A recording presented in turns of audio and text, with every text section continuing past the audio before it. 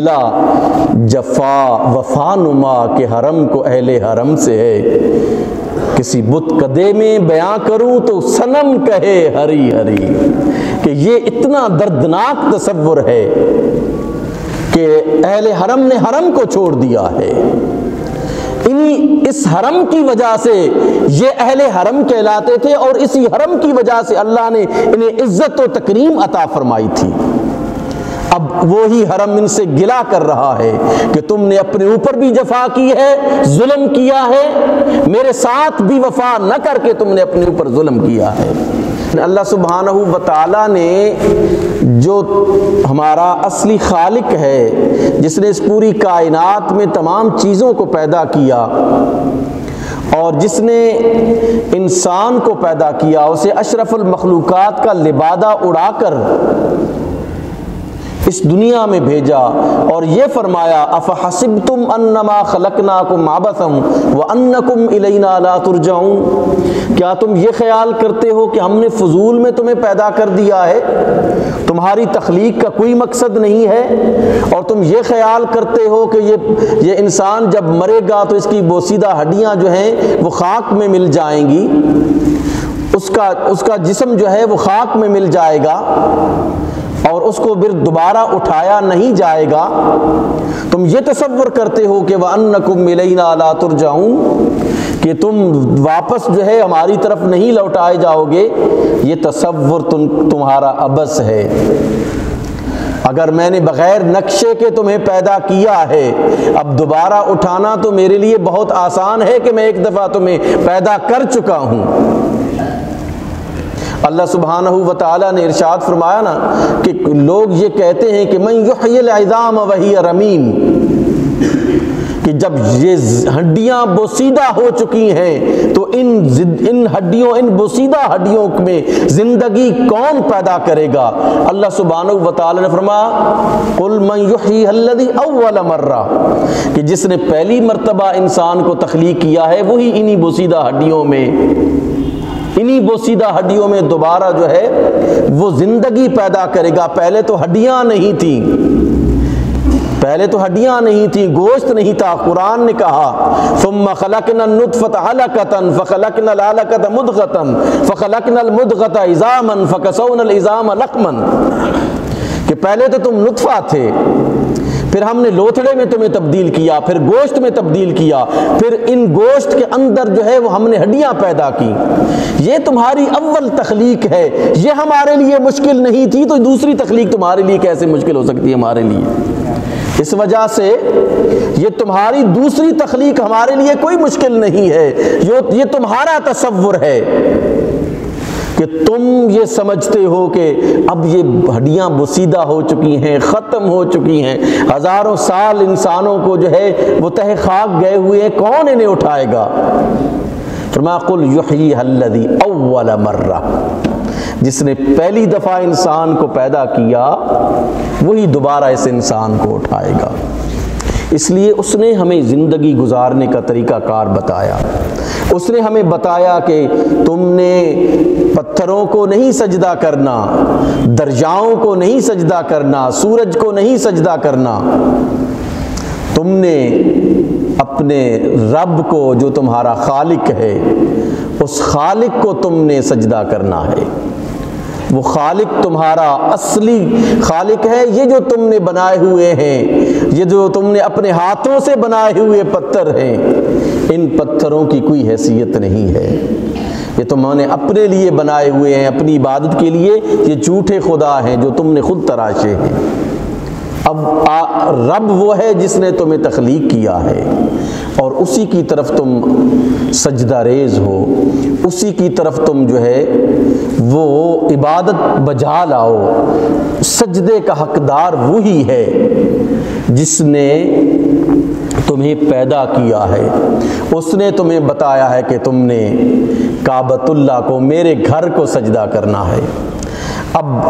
یہاں پہ مغرب کے جو تصورات ہیں انہوں نے اس حرم کے تصور کو بالکل دھندلا کر دیا تھا، اور یہ حرم جو ہے، یہ حرم وہ ایسا سینٹر ہے جس نے پورے مسلمانوں کو جو ہے وہ ایک لائن میں رکھا ہوا ہے۔ علامہ اقبال نے کہا کہ انگریز نے یہاں کر اس تصور کو دھندلا دیا تھا، حرم کے تصور کو دھندلا دیا تھا۔ اس حرم کے تصور کو علامہ اقبال نے اجاگر کیا کہ یہ حرم کیا ہے، یہ حرم اللہ کا گھر ہے، یہ حرم کیا ہے، یہ حرم مسجد نبوی ہے، یہ حرم کیا ہے، یہ قرآن ہے، یہ حرم کیا ہے، یہ میرے نبی کی سنت ہے، یہ حرم کیا ہے کہ دین اسلام کا وہ دائرہ ہے جس کو اللہ نے حبل اللہ قرار دیا ہے۔ اس حرم کے اندر جب تم رہو گے تو تم اپنے آپ کو پرامن پاؤ گے، جب تم اس حرم سے نکلو گے تو پھر اس بکری کی طرح تم ہو جاؤ گے جس کو ریوڑ سے جب وہ علیحدہ ہو جاتی ہے اس کے اندر انتشار اور افتراق پیدا ہو جاتا ہے، اسے راستہ کوئی نہیں سوچتا کہ وہ کس راستے کی جانب جائے، نتیجہ یہ نکلتا ہے کہ اس کا دشمن اس پر وار کرتا ہے اور اس کی زندگی کو تمام کر دیتا ہے۔ تم اس حرم کے ساتھ جو ہے وہ وابستہ رہو، اپنے آپ کو حرم کے ساتھ جو ہے وہ وابستہ رکھو۔ یہ تصور دیکھیں، یہ بڑا تصور تھا جو علامہ اقبال رحمۃ اللہ تعالی علیہ ہمیں اس سوئی ہوئی قوم کو جو ہے وہ بتانا چاہ رہے تھے کہ یہ گریوٹی تھا، سینٹر آف گریوٹی تھا تمہارے لیے۔ یہ پوری دنیا کے مسلمان اسی کعبے کی طرف، اسی دین کی طرف، اسی سنت نبوی کی طرف، اسی قرآن کی طرف رخ کرتے ہیں۔ دنیا میں جتنے بھی مسلمان ہیں وہ اسی دائرے کے اندر جو ہے وہ رہتے ہیں اور انہیں رہنا چاہیے۔ اگر یہ دائرہ چھوٹ جائے تو پھر انسان کی عظمت اور مسلمان کی عظمت جو ہے وہ ختم ہو جاتی ہے۔ اس تعلق کو جو ہی جو ہے وہ کمزور ہوتے دیکھا تو علامہ اقبال نے فرمایا کہ گلا جفا وفا نما کے حرم کو اہل حرم سے ہے،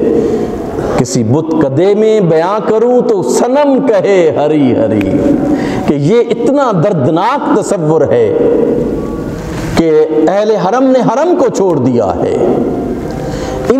اس حرم کی وجہ سے یہ اہل حرم کہلاتے تھے اور اسی حرم کی وجہ سے اللہ نے انہیں عزت و تکریم عطا فرمائی تھی۔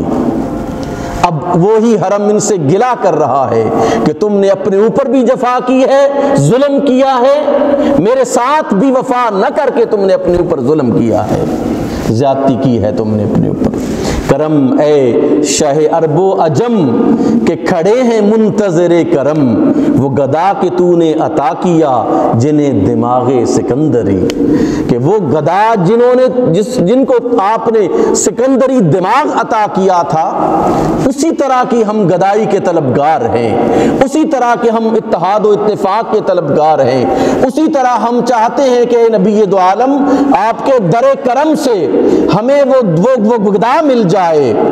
ہمیں وہ خیرات مل جائے کہ دماغ سکندری رکھنے والوں کے شانہ بشانہ ہم ہو کر جو ہے وہ زندگی گزاریں۔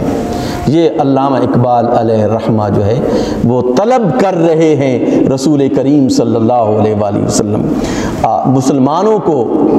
یہ جو ملکی حدود کے اندر طاغوت نے جکڑ دیا اور نسل کی جکڑ بندیوں میں ہم جکڑے گئے، اس نے تباہ کر دیا مسلمانوں کی قوت کو، مسلمانوں کی طاقت کو، اور اس حرم سے ڈیٹیچمنٹ نے مسلمانوں کو اپنی وہ عظمت رفتہ جو ہے ان کے ہاتھوں سے نکل گئی۔ اسی لیے علامہ نے ہمیں دوبارہ اس طرف متوجہ کر کے ارشاد فرمایا کہ یہ تمہارا حرم جو ہے وہ تم سے جو ہے نا وہ چھنا جا رہا ہے، اس کے تصورات تم سے چھنے جا رہے ہیں۔ تم اس حرم کی وجہ سے عزت و تکریم کے مالک تھے، 1000 سال تک تم نے دنیا کی قوموں پر حکومت اسی حرم کی وجہ سے کی تھی۔ اس حرم نے تمہیں متحد رکھا، اس اتحاد و وحدت کی بنیاد پر تم نے پوری دنیا پر حکومت کی، آؤ آج بھی اس حرم کی پاسبانی کرو، آج بھی اس حرم کے ساتھ وابستہ ہو، ایک ہوں مسلم حرم کی پاسبانی کے لیے، نیل کے ساحل سے لے کر تا بخا کے کاشغر، کہ ہر یعنی پوری دنیا کے مسلمان اللہ کی رسی میں اس طرح مضبوط ہو جائیں کہ ان کا تعلق اس حرم کے پاسبانی کے تصدق سے جو ہے پھر اتحاد و وحدت کی لڑی میں جو ہے یہ پرو جائیں۔